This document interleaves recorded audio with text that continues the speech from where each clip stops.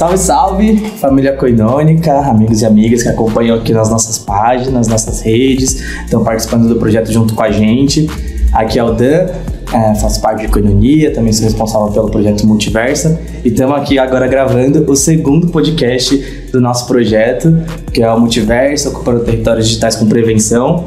E estamos aqui com os coletivos de São Paulo, estamos aqui com uma galera e eu vou pedir para eles e elas se apresentarem. Comece com vocês, né? Oi, meu nome é Isadora, eu tenho 26 anos, faço parte da Universidade Federal do ABC, que é onde o coletivo Prisma, da Andara dos Santos, LGBTQIA+, se insere, é esse coletivo que está fazendo parte do projeto aqui do Multiversa.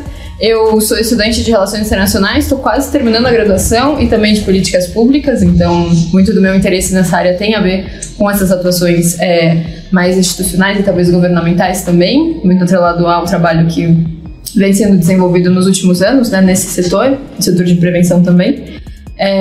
Mas é isso, um prazer estar aqui e eu vou passar para a Tassiana.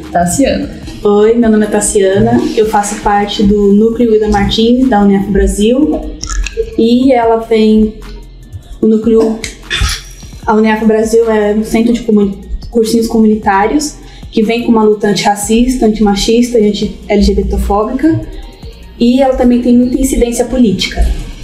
Agora eu passo a palavra para Giovana. Oi, gente, eu sou a Giovana, eu tenho 24 anos, sou daqui de São Paulo, faço parte da Fluxo Solidário, que é um coletivo que iniciou em 2020, na pandemia, pensando em pobreza menstrual e saúde da mulher e dos homens trans. Eu sou estudante de medicina, estou quase para terminar a graduação também, e agora eu passo a falar para Ana. Eu sou a Ana, tenho 25 anos, sou recém-formada em medicina pela Faculdade de Ciências Médicas da Santa Casa de São Paulo, também faço parte da Fluxo Solidário.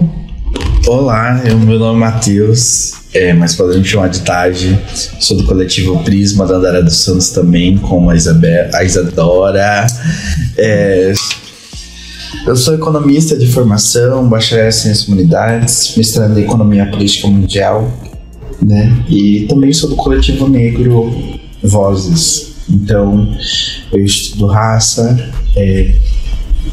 as questões LGBTs e trabalho, né? E sou professor da ETEC-CEPAM em Gestão Pública. Eu passo a palavra da Giovana. Isso aí. Eu sou a Giovana, tenho 22 anos, faço parte do coletivo Para Todos, aqui de São Paulo. Estudo na PUC São Paulo, faço Ciências Sociais lá na PUC. Entrei no movimento estudantil pelo centro acadêmico da minha universidade, do meu curso, né? Sou presidente do Centro Acadêmico de Ciências Sociais lá da PUC. E é isso. Boa, Gi. A gente também aqui tá com a Isa que é a nossa comunicadora do projeto, participou do primeiro podcast. Apresenta a Isa também. Oi, gente, eu sou a Isabela, sou comunicadora do Multiverso, tô aqui com um apoio técnico. A Isa é sempre nossa parceira, esse projeto não aconteceria sem ela. E hoje o tema é até um pouco polêmico, porque eu não expliquei no nosso primeiro podcast, mas a gente define os nossos temas também por meio de sorteio. Porque a gente passa pelos temas que a gente abordou no curso, é um curso amplo que fala sobre juventude, sexualidade e direitos humanos, que está inserido dentro do projeto, um espaço de formação. E o tema sorteado de hoje foi redução de danos. E a gente ficou um tempo debatendo, inclusive antes de gravar esse podcast, sobre se a gente abordar ou não esse tema. E espero que a gente estenda essa discussão para cá. A redução de danos, que faz parte, inclusive, da mandala da prevenção combinada, é um debate que precisa avançar muito ainda na sociedade, ainda tem vários estigmas em torno do que significa a redução de danos, do que significa a discussão de redução de danos também, dentro da perspectiva da política de drogas, mas ela é uma temática que tem muitas intersecções, tem um grau de transversalidade muito importante sobre o que significa, e para nós da sexualidade, para nós que debatemos sexualidade, debatemos direitos humanos, debatemos prevenção, é um tema muito caro, não à toa entrou na mandala da prevenção combinada, que é a metodologia mais avançada que a gente tem hoje, e melhor de fato para a gente debater prevenção. E queria começar nosso debate aqui chamando a Gi para falar um pouquinho sobre isso pra gente. Então, gente, eu pensei na temática da redução de danos porque foi um dos temas abordados no curso que a gente vem fazendo. E quando a gente pensa em redução de danos, geralmente O primeiro pensamento é com relação às drogas, mas a redução de danos ela é muito ampla, como o Dan já falou, e ela passa bastante na questão da saúde sexual, educação sexual no geral, assim. E quando a gente pensa em redução de danos em saúde sexual, as ações sempre estão voltadas para uma prevenção à transmissão sexual e também parenteral, que é outra forma de transmissão de infecções sexualmente transmissíveis, né? E a gente tem que pensar em algumas questões mais estruturais da sociedade relacionadas à redução de um estigma em saúde, estigma, né, / preconceito em saúde, quanto às infecções sexualmente transmissíveis. Pensar também em inequidades e algumas barreiras de acesso à saúde, no geral, não só em questão de ISTs, né? Não, acho que você deu uma ótima introdução ao tema, mas tem um porém, porque a gente tinha alguns outros temas que a gente poderia debater, e uma das coisas que surgiu dentro dessa discussão foi que debater redução de danos talvez fosse um pouco estrito, específico, dissesse respeito muito a apenas uma questão, e que a gente poderia talvez ampliar esse debate. Ana foi uma das principais pessoas que inclusive se colocou nessa discussão. Ana, compartilha com a gente aqui. Não, é que quando se pensa em redução de danos, você está partindo do pressuposto de que você está tentando evitar um desfecho negativo. Para drogas, você está tentando evitar os desfechos negativos em relação ao uso daquelas substâncias. Para a sexualidade, de fato, você está tentando evitar o desfecho negativo de contrair uma IST e de você não cuidando dessa IST, o que vai acontecer, né, com o seu organismo sem esse acompanhamento médico. Mas eu acho, assim, que quando a gente pensa em sexualidade e saúde sexual, o ponto de partida tem que ser exatamente a saúde e focar não nas consequências, né, do ato sexual desprotegido, mas sim nas formas da gente tanto cuidar dessa sexualidade do ponto de vista de tirar os estigmas em relação à homofobia, enfim, e transfobia, mas também em relação a você focar numa saúde mais saudável, mais prazerosa. E aí por isso que eu achei que o tema de redução de danos talvez não pudesse ser, apesar dele fazer parte sim da prevenção, talvez não fosse o melhor ponto de partida, porque talvez desse a entender que para a gente discutir sexualidade a gente teria que focar nos desfechos negativos que envolvem a sexualidade. E eu acho que é importante a gente fazer o caminho contrário, focar nas coisas positivas que trazem a sexualidade. Não, é isso. E os desejos e prazeres, eles fazem parte do que nós somos. Acho que a gente não pode construir nunca uma lógica de condenar o ato sexual, de condenar o ambiente onde está acontecendo o ato sexual. A gente precisa sempre ter um cuidado com isso, mas a gente precisa conseguir, de fato, debater com mais tranquilidade do que existe hoje na sociedade, que é um espaço carregado de tabus, assim, e quando a gente fala de redução de danos, ainda vem outros estigmas em torno do que significam as drogas, né? Mas enfim, eu sei que eu vi que a Isa aqui tá, a Gi quer responder, a Isa tava aqui se ensejando para comentar, mas antes de passar pra Gi, eu vou provocar aqui a Isa para ela falar um pouco do que ela acha. Não, eu acho que esse debate ele é muito amplo e ele é muito importante exatamente porque ele envolve essas múltiplas interpretações, né? Você pode olhar para uma atuação da redução de danos na questão da sexualidade sem que esse aspecto negativo que a Ana trouxe seja o foco, assim, que você realmente consiga ter uma abordagem que, partindo do pressuposto que certas situações acontecem, a gente consegue evitar, que entra um pouco na prática da prevenção, né? Que foi uma coisa que já foi abordada tanto pela Ana como pela Gi, que já tem uma atuação nesse sentido, né? De tipo, as pessoas, elas vão fazer sexo a partir desse pressuposto, o que a gente pode fazer para evitar que, por exemplo, doenças sexualmente transmissíveis sejam... infecções sexualmente transmissíveis, sejam, se alastrem, assim, o incentivo do uso da camisinha, o incentivo do uso da PrEP, da PEP. Então, acho que dentro desse debate, assim, tem também essas interseções, essas entradas, assim. Mas eu vou passar pra Gi, que ela tava querendo continuar aqui. Não, só complementando, tô concordando tanto com a Ana quanto com a Isa também. Antes tinha algumas problemáticas dentro da saúde quando a gente pensava em questões sexuais, que era sempre pensar em termos que até eram utilizados, por exemplo, promiscuidade. era algo que era sempre utilizado em saúde, assim, do tipo, as pessoas promíscuas, a gente tem que pensar em educação sexual para essas pessoas, especificamente. Então antes era usado promiscuidade mesmo, não sei se depois passaram a usar melhor exposição de risco, algo mais nesse sentido, mas era algo tão restrito que era para uma população específica, quando foi o que a Isa acabou de falar, né, que isso é algo que a gente tem que transmitir para a população em geral mesmo, assim. Era só isso para dar uma complementada mesmo. Não, e tem uma coisa que tá carregada disso ali, que tá carregado disso que você falou, que os termos eles são muito caros no que a gente trabalha, né, no que a gente atua em relação à prevenção da sexualidade. Ter tido alteração de doença para infecção, não falar que são pessoas são uma população de risco, né, falar que estão em são situações de risco. Então acho que mudar os termos, a gente ressignificar a nossa atuação, inclusive dentro do campo da saúde, ela é fundamental, ela é necessária, ela diz muita coisa, na verdade. Vi que a Ana quer comentar aqui e depois eu vou passar para a Taj, porque a Taj tá com a única que tá escrevendo um textão aqui num caderninho, então daqui a pouco a gente passa para ele, mas a Ana quer comentar antes disso. Não, eu só vou puxar que, assim, eu acho que o debate, ele mudou um pouco, enfim, isso de mudar para doença, de parar de falar doença sexualmente transmissível, começar a falar infecção. É uma coisa realmente bastante ampla, mas eu acho que quando a gente fala sobre as pessoas que estão escrevendo os livros sobre isso, escrevendo os trabalhos sobre isso, que são a comunidade médica, ainda é uma questão extremamente estigmatizada e ela é passada pra gente, né? Eu acabei de me formei semana passada, passado pra gente de uma forma muito quadradinha, assim. Ninguém fala em pessoas em situação de risco. Eu nunca ouvi um professor meu falando de pessoas em situação de risco. É sempre comportamento de risco. É sempre população de risco. Pessoas vulneráveis. Então tem sempre, na sociedade médica, um atrelado muito forte entre sexualidade, infecções sexualmente transmissíveis e o comportamento da pessoa, como se o jeito que a pessoa escolhe transar, com quem ela escolhe transar, onde ela escolhe transar, em que situações, ou não escolhe, né, em outros casos, fosse uma coisa pessoal da pessoa,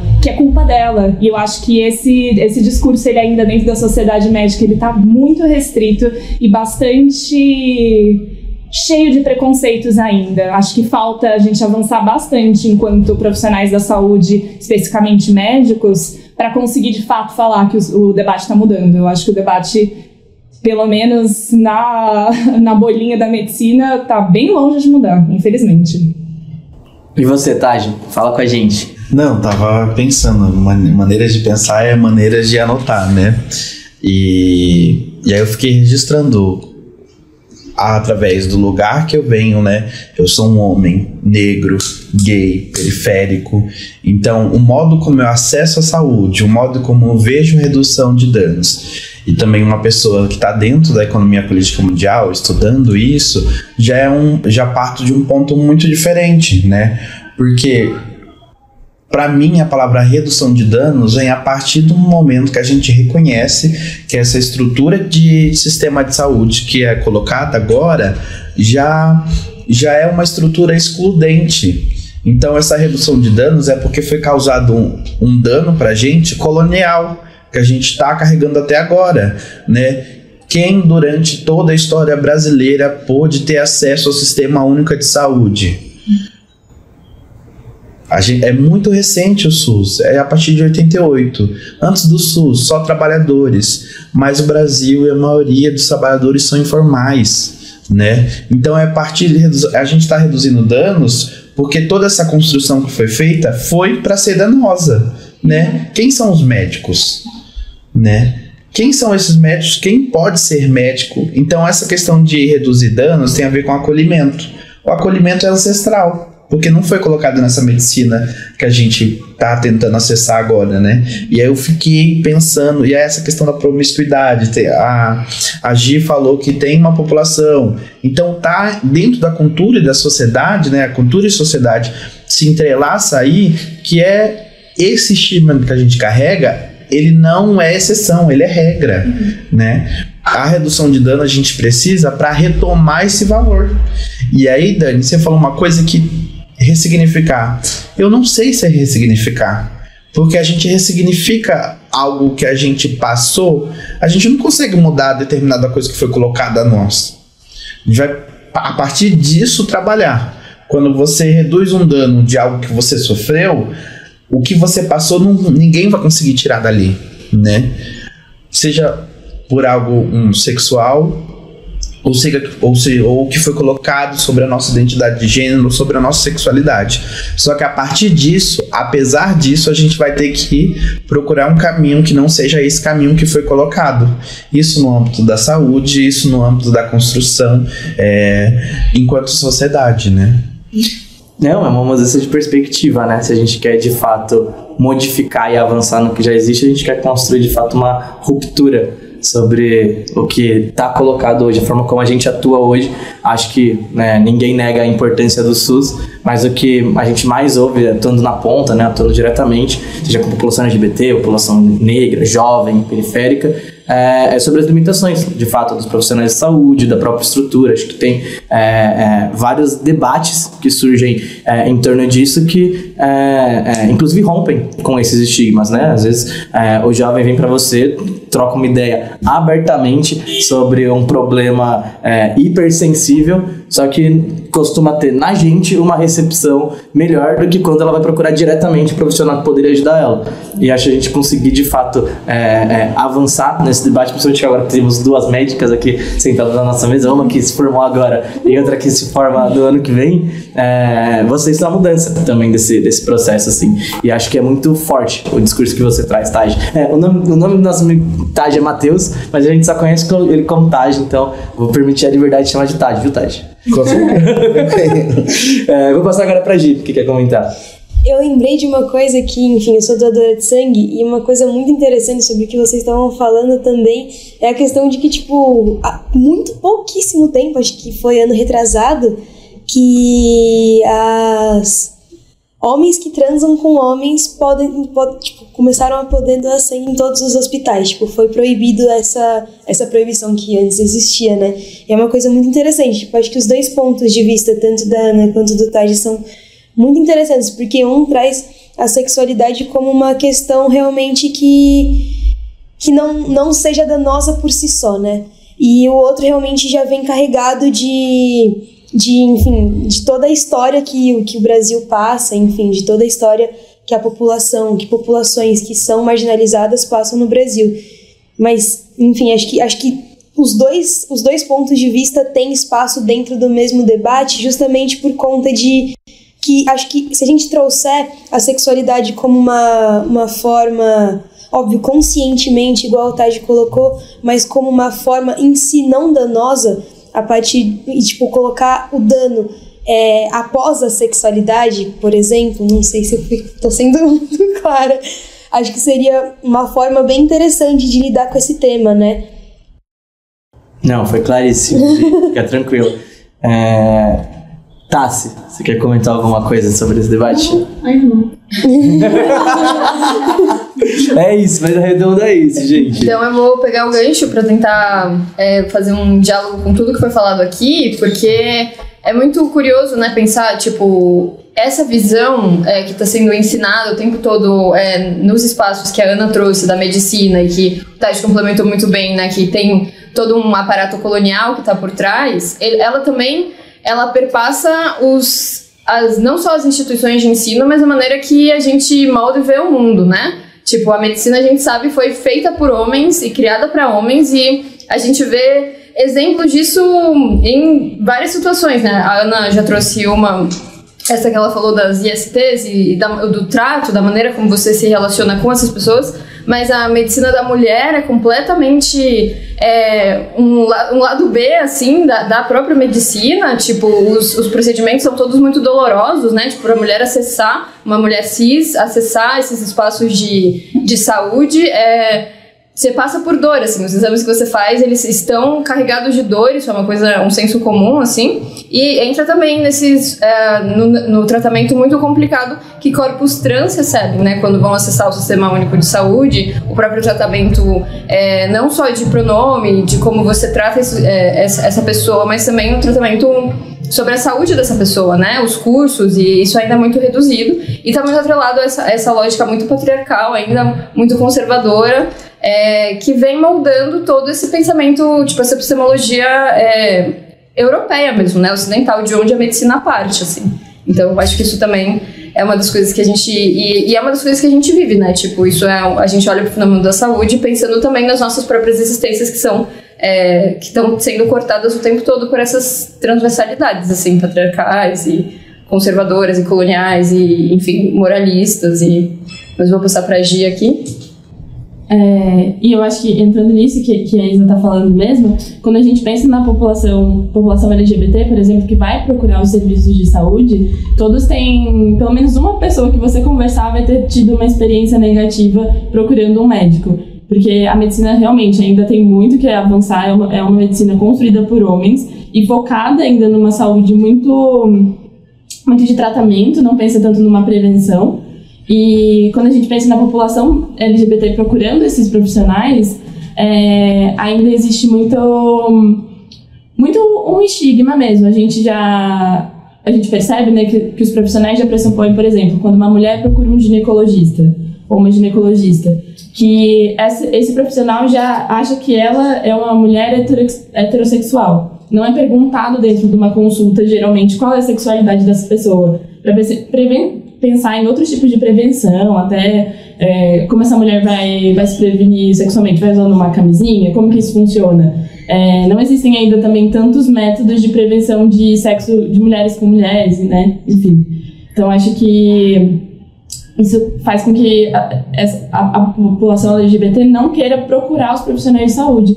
E quando a gente pensa em população trans, pior ainda, sabe? Que às vezes os profissionais não tratam a pessoa pelo próprio nome social, enfim. Acho que é um gancho aí.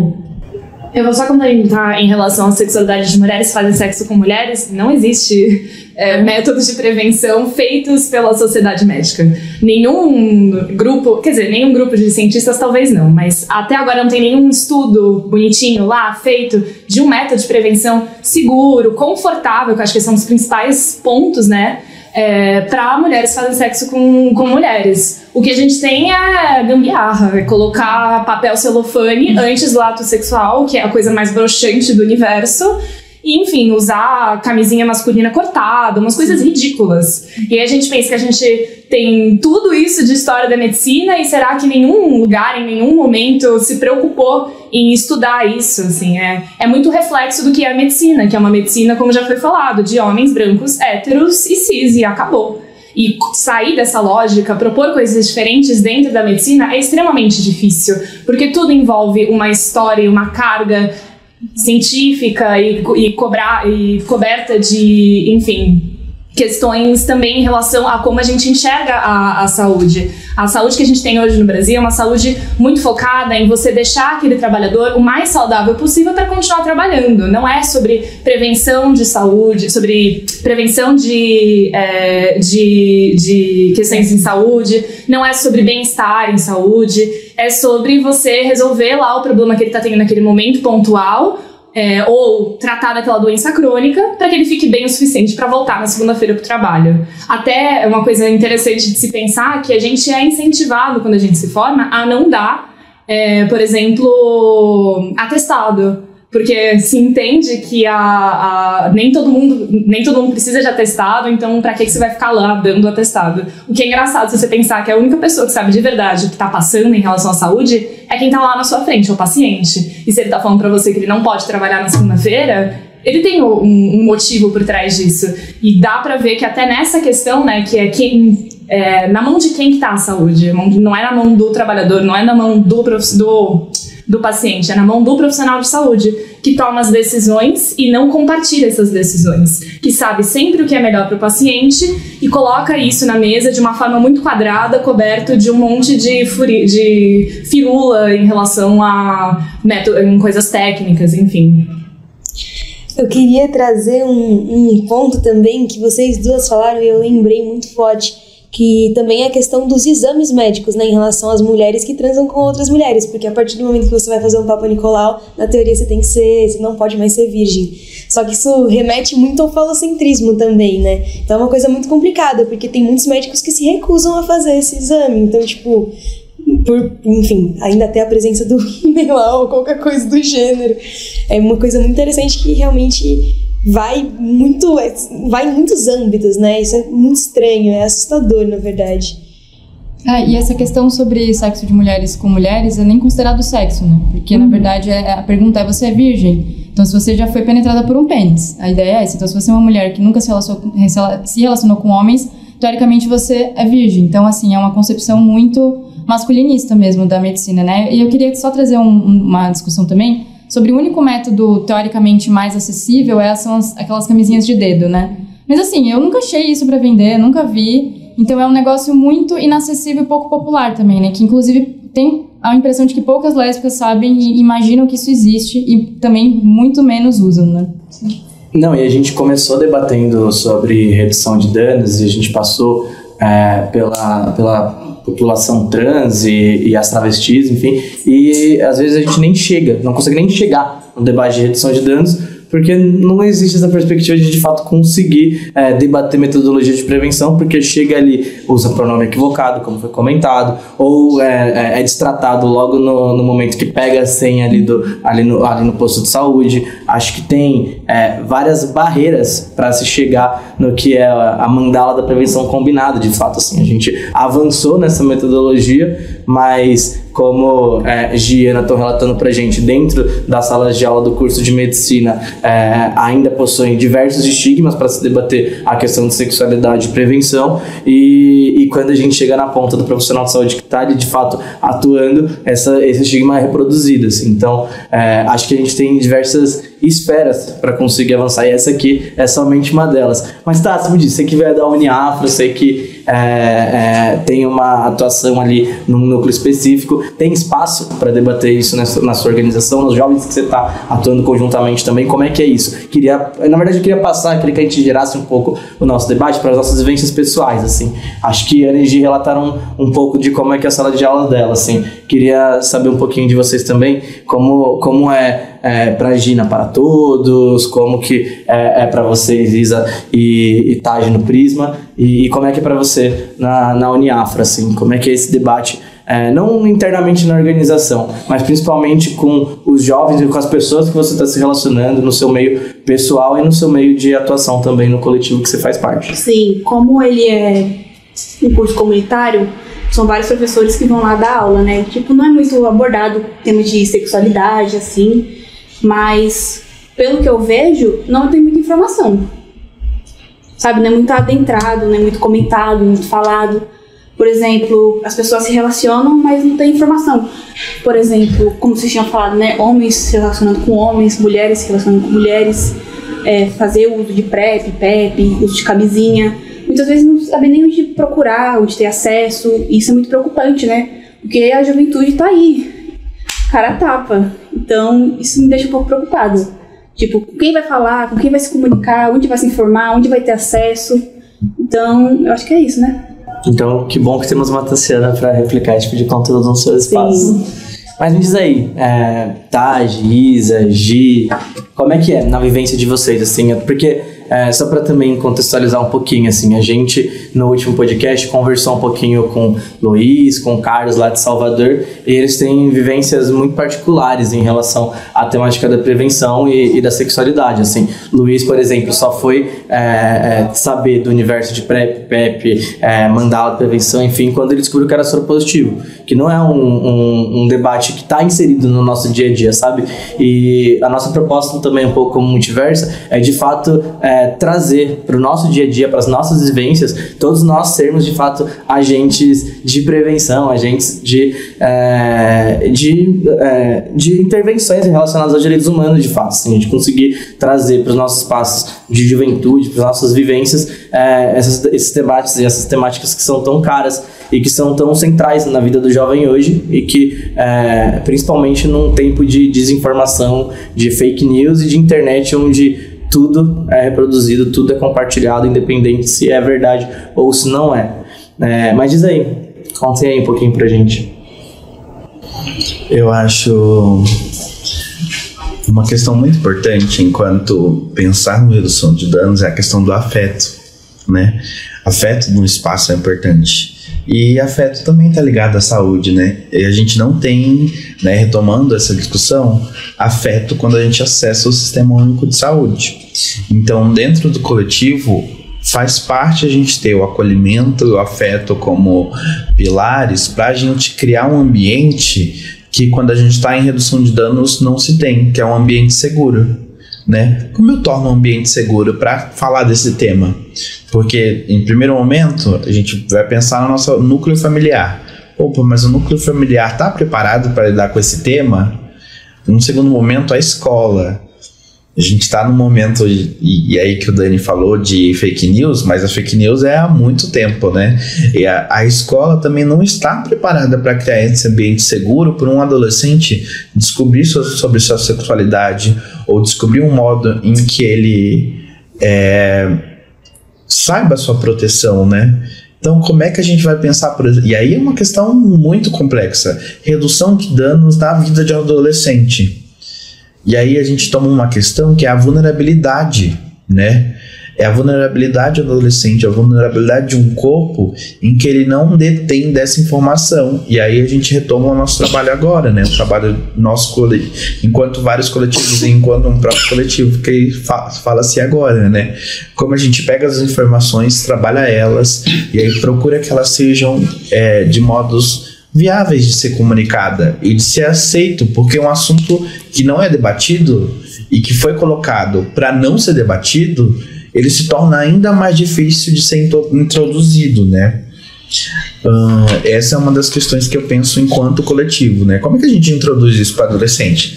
E aí eu falo isso num ambiente que, enfim, sou professor e aí às vezes vejo meus alunos tangendo temas em que há 10 anos atrás, eu me formando no ensino médio, não tinha nenhuma noção, ou não era um ambiente totalmente seguro falar na escola que eu sou um homem gay. Nossa, era o fim do mundo. Então, opa, dá uma esperança aí, né? Algum espaço foi construído que tem afeto. Algum espaço institucional foi levado para que esses adolescentes, hoje, que eu vejo e converso, eles, às vezes, alguns assuntos eles conseguem tanger mais. Eu acho que a redução de danos ainda está bem distante do mundo deles, mas também porque está bem distante do mundo que foi colocado para outras gerações, né? E isso é muito complexo. Como é que a gente pensa saúde fora do hospital? Fora dos ambientes que não estão colocados sobre saúde? Porque a Ana levantou essa questão que o médico só vai... É o mercado, né? O médico, ele vai lá e fazer aquele trabalhador voltar o mais rápido possível. Cara, mas a gente não precisa ter saúde só nesse local quando for ao médico. A gente precisa ter saúde sempre, porque isso garante nossa autonomia. A autonomia dos povos, a autonomia dos povos originários está ligado quando a gente consegue ter controle sobre o nosso corpo, né? E é isso, é coletivo também. Eu acho que tem muito disso, assim, isso que você está falando desses espaços, né? Eu sinto muito isso, eu não sei se você tem essa vivência na universidade, né? Porque a gente fez cursos um pouco diferentes, ali em comum, mas um pouco diferentes. E eu sinto muito, tipo, esses discursos tanto dos professores, tem ainda numa lógica um pouco liberal, assim, de tipo, as questões de sexualidade, as questões de gênero, elas ainda entram num debate de apropriação liberal, assim, de tipo, não, vamos acolher todos, e lógico, ninguém aqui é homofóbico, ninguém aqui é preconceituoso, mas não muda uma chave, assim, não muda essa, né, fazer o que a gente chama dessa desconstrução, assim, tipo, a pessoa, ela não tá a fim de pensar outras possibilidades de afeto, assim, como possíveis, assim, como só mais uma, e também não questionar a sua também como mais uma, né? Tipo, a sua não é a norma só, uma relação heterossexual não é uma norma, ela é mais um tipo de relação, assim como existem vários. E eu sinto muito isso, assim, vários dos debates tem uma parte das RI, das relações internacionais, que tem uma discussão de gênero, assim, as novas teorias, elas trazem essa discussão de gênero e da sexualidade, assim, LGBTQIA+, tem todo estudos nesse campo, assim, e quando eu ouço professores e profissionais que não são dessa área debatendo, isso é sempre num viés muito mais raso, assim, sabe? É uma dificuldade de querer ser esse acolhimento, assim, de olhar para um problema e falar, como posso mudá-lo, como posso fazer o ambiente ser minimamente confortável, assim, e não tem tanto essa iniciativa, assim, mesmo sendo espaços teoricamente progressistas, assim, mesmo sendo pessoas teoricamente super bem informadas e super bem intencionadas, e não sei. Conta aí, Gi, como é pra você? Então, acho que todo mundo aqui lida bastante com juventude, né? Mas vou trazer, talvez, um recorte que, tipo, acho que mais pessoal, talvez. Eu tenho essa... Enfim, acho que a minha única... Na minha vivência enquanto mulher que transa com outras mulheres, acho que essa questão da prevenção foi muito, muito peculiar para mim. Minha mãe sempre conversou muito abertamente comigo sobre todas essas coisas, e a partir do momento que eu me assumi para ela enquanto lésbica, a preocupação maior dela foi tipo, e agora? O que a gente vai fazer? Tipo, como é que você vai se proteger? Como é que isso vai funcionar? E, enfim, não tem essa resposta, né? E é muito interessante porque, cara, eu sou de uma família de classe média, sou branca, enfim, tenho alguns privilégios que, tipo, me asseguraram da minha mãe se preocupar em relação a isso e, pelo menos, ter essa preocupação desse debate dentro de casa, sabe? Mas é muito preocupante, porque, cara, se eu que fui atrás, procurei e tudo não tive uma resposta... Isso é assustador, né? Acho que é meio desesperador mesmo para as pessoas que às vezes nem chegam a esse ir atrás, nem chegam, tipo, à dúvida, tipo, e agora? O que a gente vai fazer, sabe? Principalmente em relação à população LGBT, que acho que é um assunto muito mais delicado, né? Porque, enfim, envolve tudo que a gente tinha falado antes também, dessa questão... como é que foi a palavra que você usou hoje no começo? Da promiscuidade, que gira muito em torno da população LGBT, né? Enfim, acho que é isso.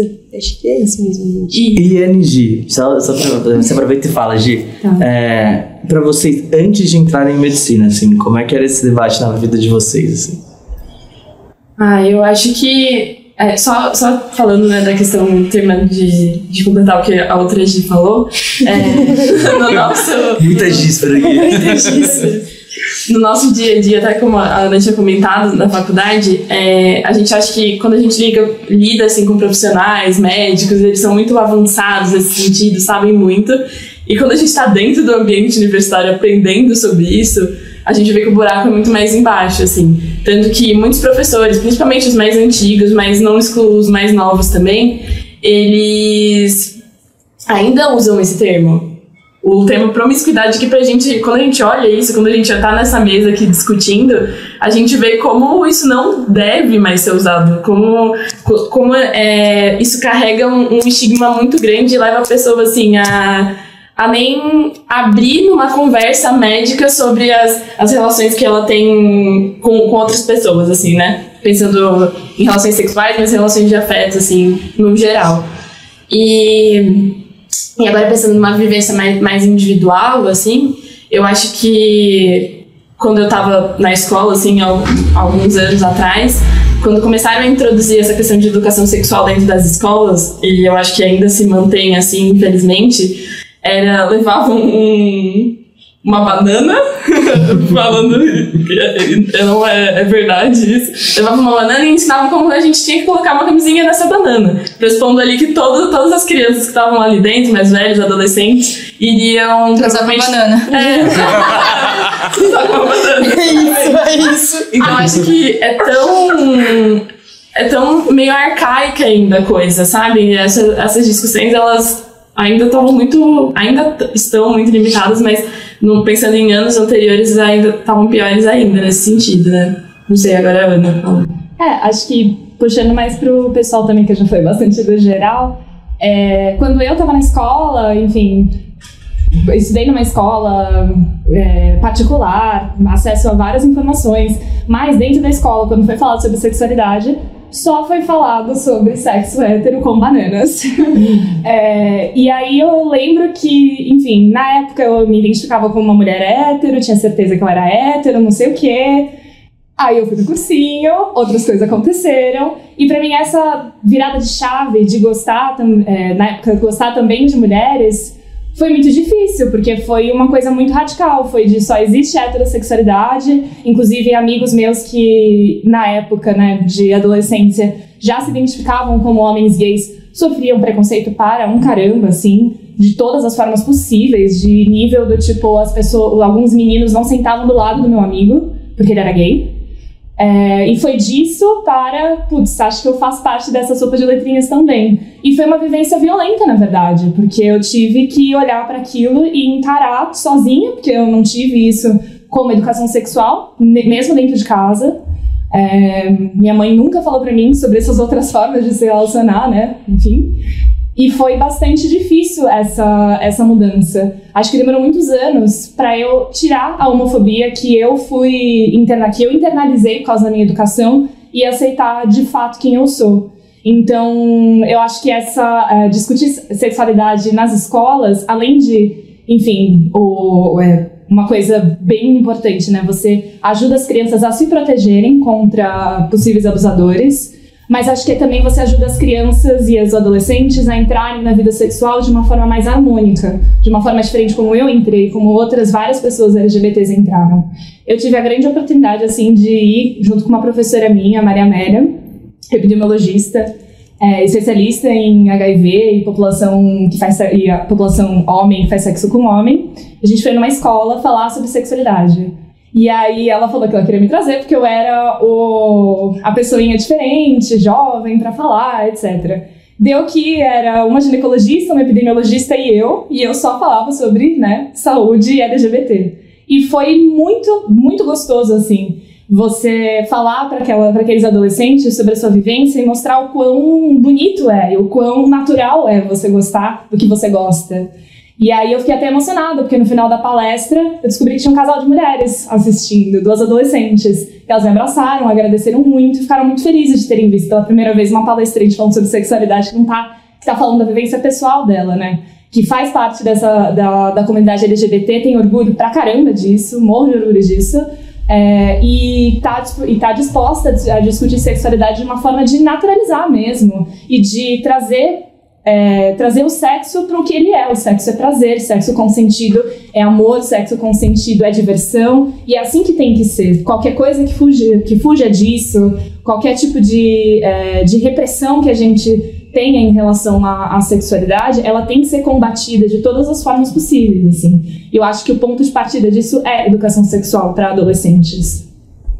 E eu acho que a partir disso que a Ana tá falando, a gente tenta, nesse espaço que a gente constrói, quando a gente fala sobre isso, termina sendo uma forma de redução de danos, né? Porque a gente está tirando uma culpa que a gente coloca em nós mesmos por gostar de um tipo de pessoa, e também quebra uma culpa que a sociedade já coloca na gente. Tipo, não vamos falar sobre sexualidade, não vamos falar sobre sexo. Se você se infectou por uma IST, a culpa é sua, você não usou o que você deveria usar. Então, quando a gente fala em redução de danos, quebrar com todos esses paradigmas anteriores e abrir para, tipo, é um acolhimento, como o Taj falou, lugares de afeto. A gente começa a construir realmente lugares de afeto, de cuidado, e indo para bem longe dessa culpa que é tão colocada em cima de todos nós, né?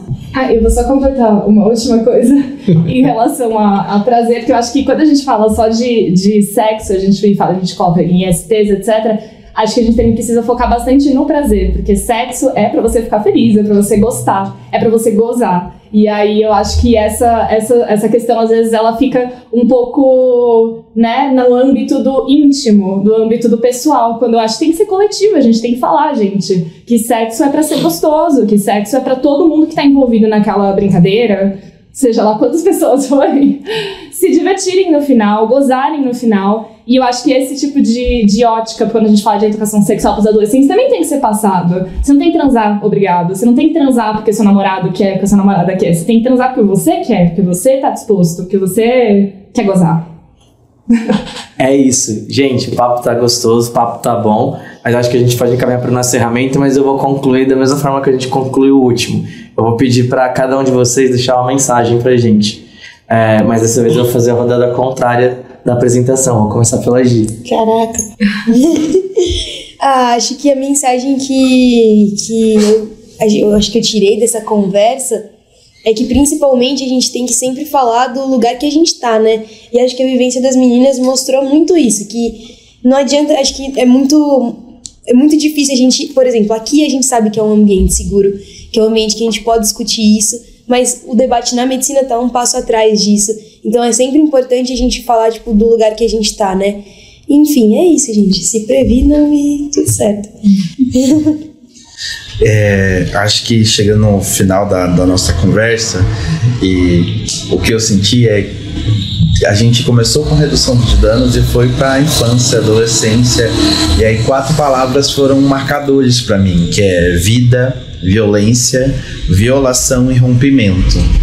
Mas o mais essencial é a vida, porque quando a gente fala em redução de danos, é romper com um ciclo de violência, de violação que foi colocado tanto na estrutura da saúde quanto nas nossas vidas. Então, quando a gente volta esse debate para infância e adolescência, é muito marcante, porque a gente já está tentando colocar nesse novo ciclo, romper com essa educação ou falta de educação sexual que a gente teve e colocando no ciclo de prazer que a Ana falou, né?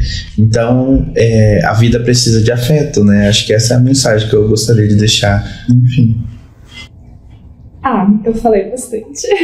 Mas eu acho que uma mensagem final, que eu acho que é uma coisa que, quando eu entrei na medicina, isso me marcou bastante. De pensar... Porque assim, quando a gente pensa em infecções sexualmente transmissíveis, a mais temida delas é o HIV. Mas o HIV não é mais o que ele era no boom, né, na década de 80. Ele não é mais um atestado de óbito. Você não vai tratando, acompanhando, enfim, você consegue manter uma vida completamente normal. E eu acho que a gente ainda tem muito desse estigma de que as infecções sexualmente transmissíveis são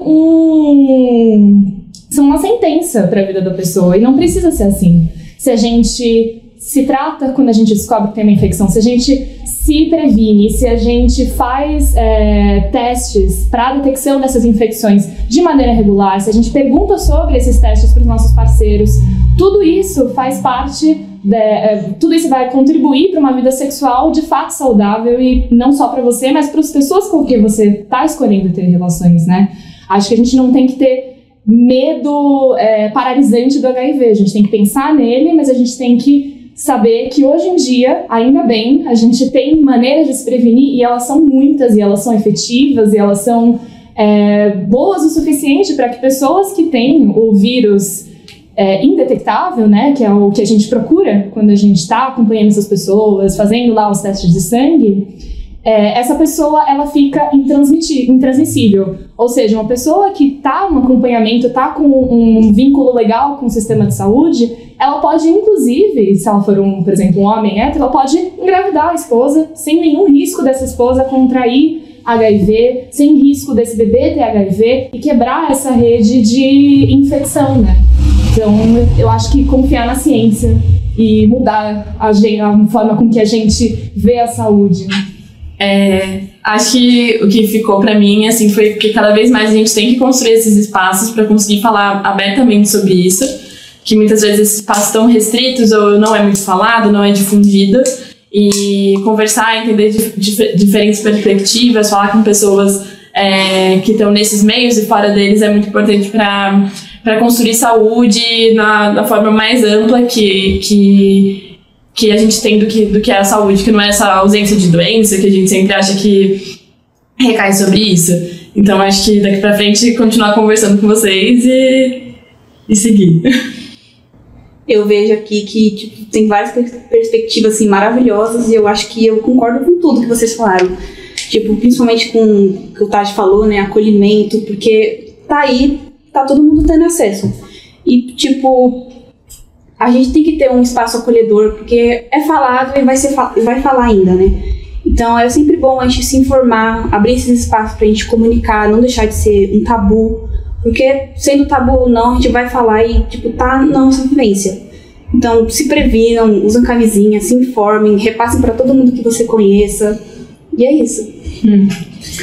Eu acho que de tudo que todo mundo que tá aqui falou, fica muito... O que eu fiquei pensando é como é muito importante a construção dessa rede de afeto, né?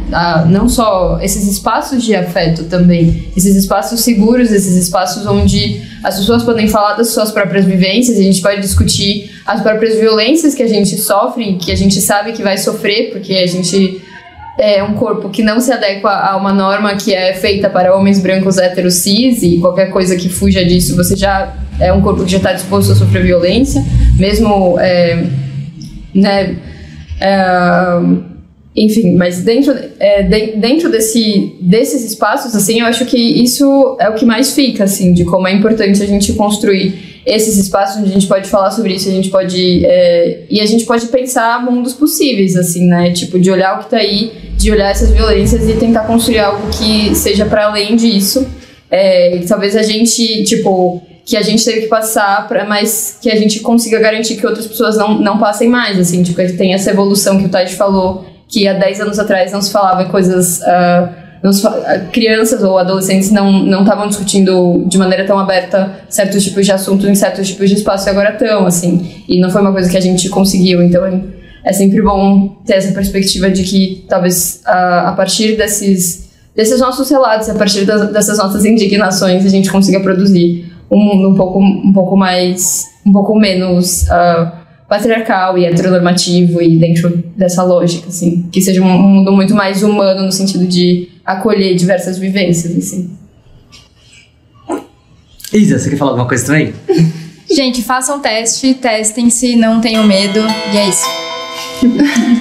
Então é isso, gente. Estamos encerrando o nosso segundo episódio do podcast do nosso projeto Multiversa.